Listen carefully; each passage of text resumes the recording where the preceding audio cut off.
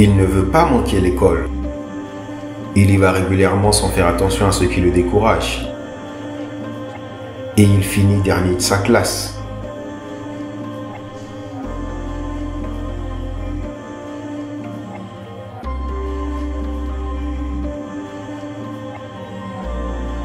La vie peut être des fois très challengeante. Ce jeune de 21 ans que vous voyez aurait fait 15 fois sa toute première classe de l'enseignement à l'école primaire. Ses camarades de classe et ses enseignants disent qu'il lui est impossible d'aller au bout de son diplôme à cause de ses aptitudes très limitées et ses résultats insignifiants. Certains de ceux qui ont commencé l'école avec lui seraient devenus des experts médicaux, des professeurs.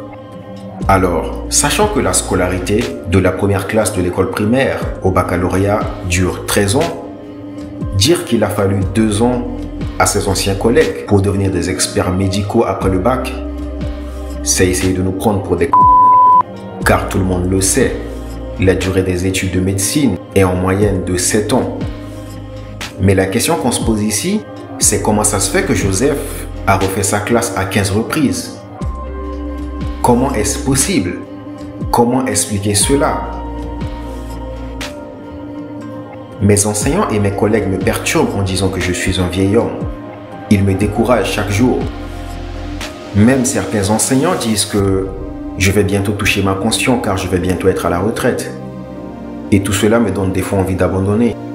Mais je continue parce qu'un jour, je me suis fait la promesse que je ferai tout pour avoir mon diplôme.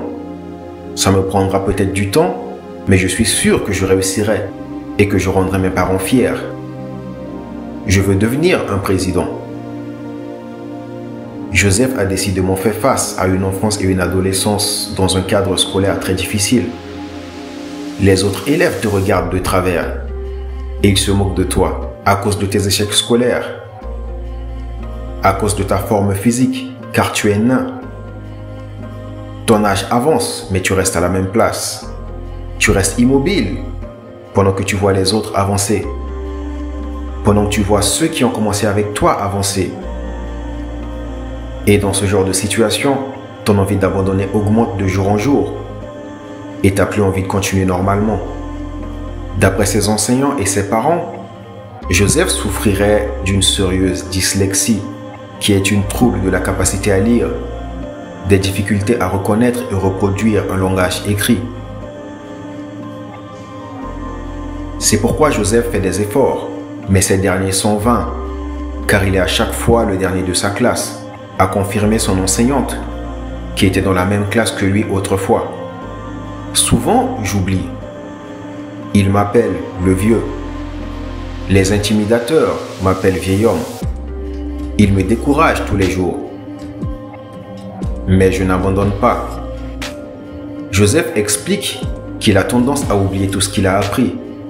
C'est la raison pour laquelle il est toujours dans la même classe. Cependant, malgré ses performances modestes à l'école, ce garçon s'avère être un garçon adorable au sein de sa famille. Le système éducatif auquel il est soumis n'est seulement peut-être pas adapté à lui, même s'il fait preuve d'une ardeur et d'une détermination sans pareil. Il l'a dit, son rêve est de devenir un président. Joseph n'aurait donc pas obligatoirement besoin de diplôme pour assurer ce rôle dans le futur. Son courage de continuer à se battre, alors que les autres se moquaient de lui tout ce temps, est déjà une grande qualité qui lui sera utile pour assurer le rôle de président. Il n'y a pas que l'école conventionnelle. Il peut s'éduquer d'une autre manière qui répond le plus à ses besoins et chercher des possibilités de soigner sa pathologie. Joseph est une brave personne et avec le soutien inconditionnel de sa mère, un avenir meilleur peut encore se dresser devant lui. Mon garçon a quelque chose de spécial.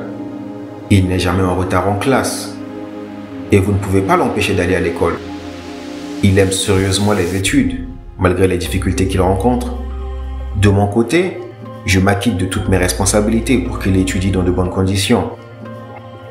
À cause de sa petite taille, il arrive que certains le frappent et s'enfuient.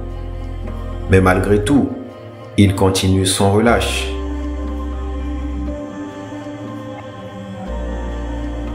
L'école, c'est bien, Mais ce n'est pas le seul endroit pour s'éduquer dépendamment de sa situation et de ses objectifs. Avec sa volonté et sa ténacité, un avenir meilleur attend Joseph s'il évolue dans un système adapté à son modèle d'apprentissage. Un modèle adapté aux enfants et aux jeunes qui souffrent de ce genre de dyslexie. Cette histoire nous montre comment certains ont naturellement des aptitudes limitées, mais s'acharnent à apprendre, alors que d'autres négligent leur éducation et leur apprentissage. Elle nous fait penser à ceux qui actuellement ont la capacité de tout apprendre, mais qui n'en profitent pas et qui pourraient le regretter à un autre moment de leur vie.